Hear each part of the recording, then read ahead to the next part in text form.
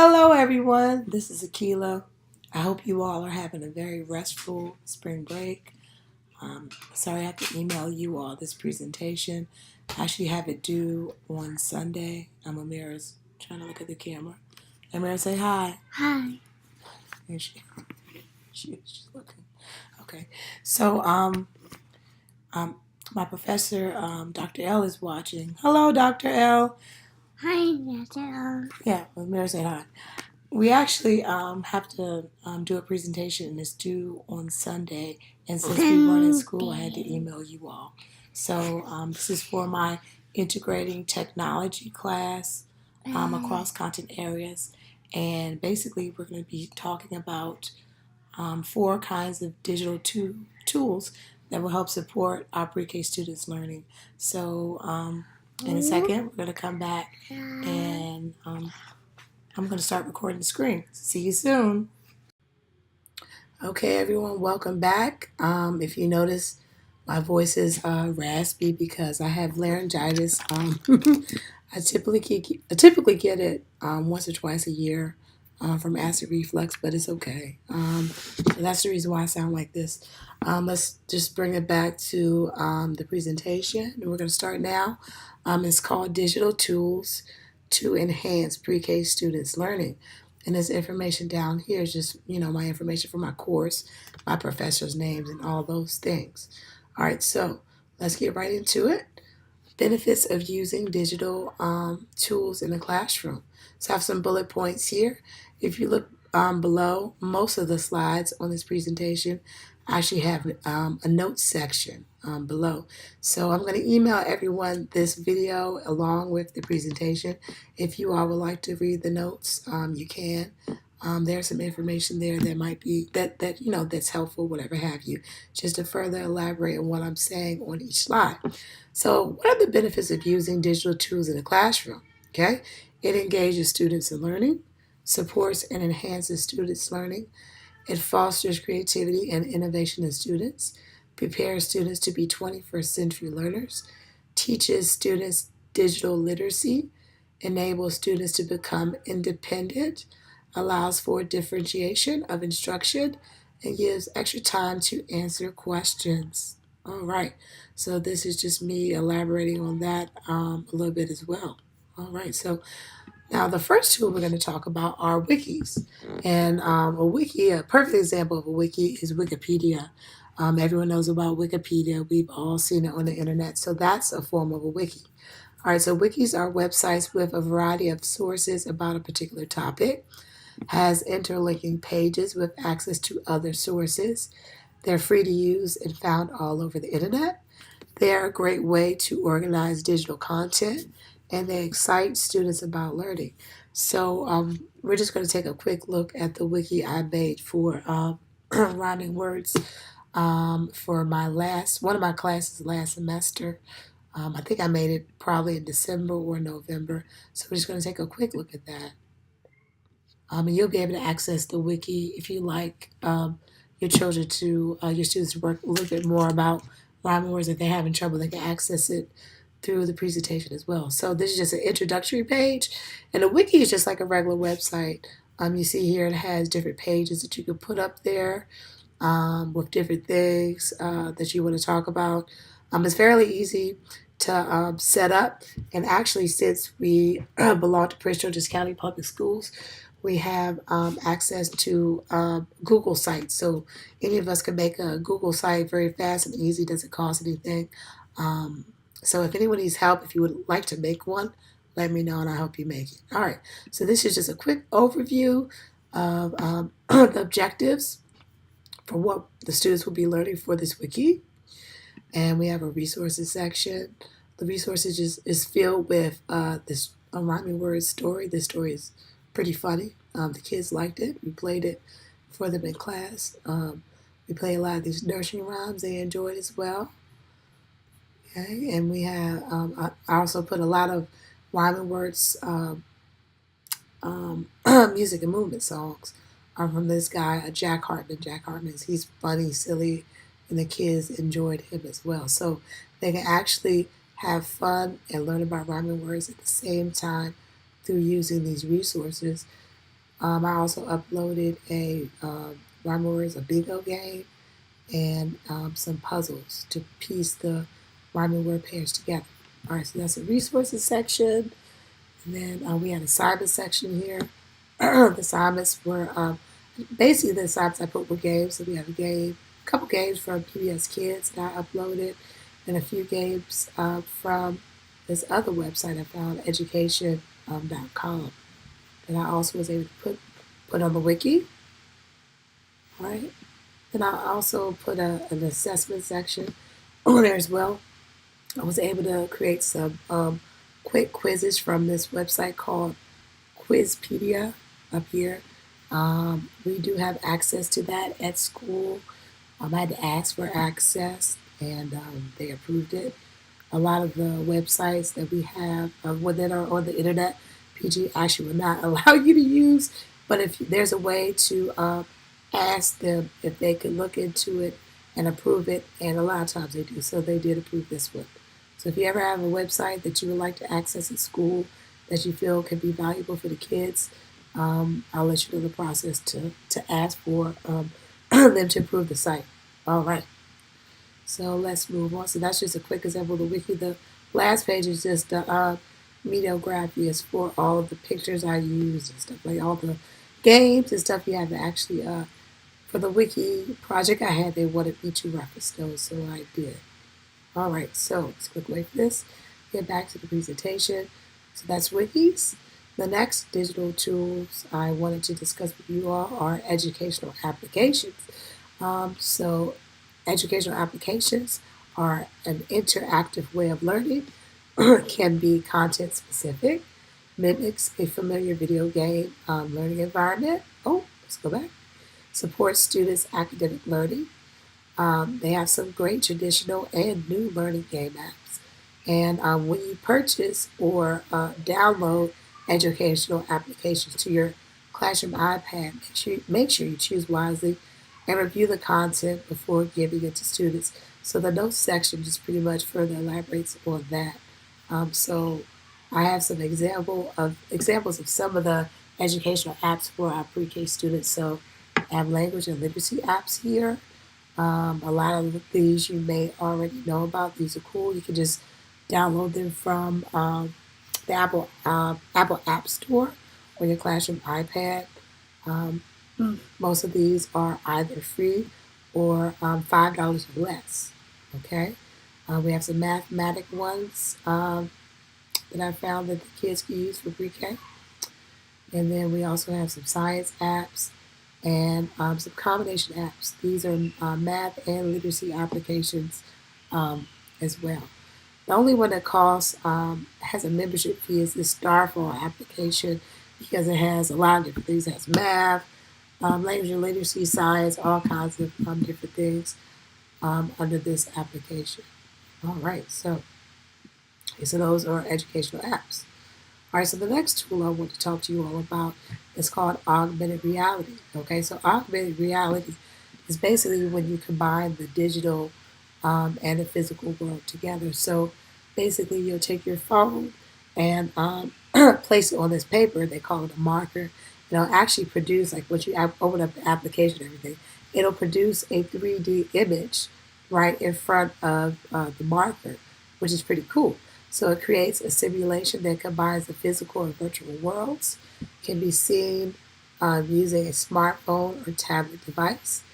You must use a marker in order to view it. So you have to have like a little piece of paper, this piece of paper in the background of this video where this lady explains how this is instructions for how to use this application, the NASA Spacecraft 3D app. So this is pretty cool. If you want to purchase that, I think it's probably like $4, and that's the instructions for the application if you'd like to view that as well. And it promotes innovation through simulation, so you get to make simulations with your students.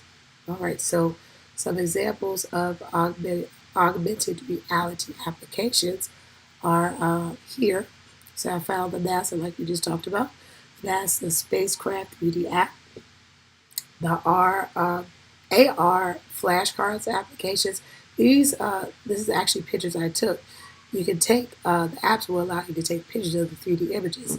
But as soon as you put your hand in front of like your iPhone or your tablet, whatever have you, it actually covers up the 3D image. You can't see it. But so these are pictures. These are actually alphabet cards. But this is Z for zebra. That's the image that popped up when you use the marker down there in your device up there. And this is a Triceratops, one of their markers there. And this is some examples of some pictures I took of the NASA application, the 3D app, of spacecraft here, the spacecraft here. So although the images aren't really physically there, the camera or the application allows the camera to actually take a picture of the image itself, which is really cool. All right, so we have a Star Walk 2 application, light space application, and 3D Volix application. So there's actually a lot of augmented reality applications. These are more so for our students, but very cool if you'd like to check those out. If you want me to show you some of the markers and some of the things that some of the applications at school, let me know. I can bring the markers there. We can kind of play around with it, and then, of course the kids can play around with it as well. All right. So the last digital tool we're going to talk about in this presentation is called the My Story application. And this is a pretty cool app because it allows people to actually make and create digital stories, which is awesome. All right, so you can create digital stories, which they foster creativity and enables imagination, enhance students' literacy and writing skills. They can be accessed on a smartphone or tablet, and it uses graphics, text, audio, and drawings to tell stories. So you can actually use all those things to create your story, which is very, very cool. There's another section here to talk about that. All right, so this assignment actually requires me to present a potential project. So I was thinking that, and this is for us to make a decision as a group, of course. I figured that we might want to do a My Story app project. So I'm thinking along the lines of making a classroom book. And we could create a classroom book. Each child can have a specific page. And, possibly we might want to present it at the moving ahead ceremony. I have a little example here of a quick book I made. It's very short and very quick. Of course, this is just a very short example of what some of the things the My Story application can do, and of course can do a lot more than what I have here. So if you want to listen to this or the presentation, you can. Unfortunately, it won't play in the video, but you can easily just open up the presentation and touch that, and it'll play for you. So we can make a classroom book. We can give each student a page create.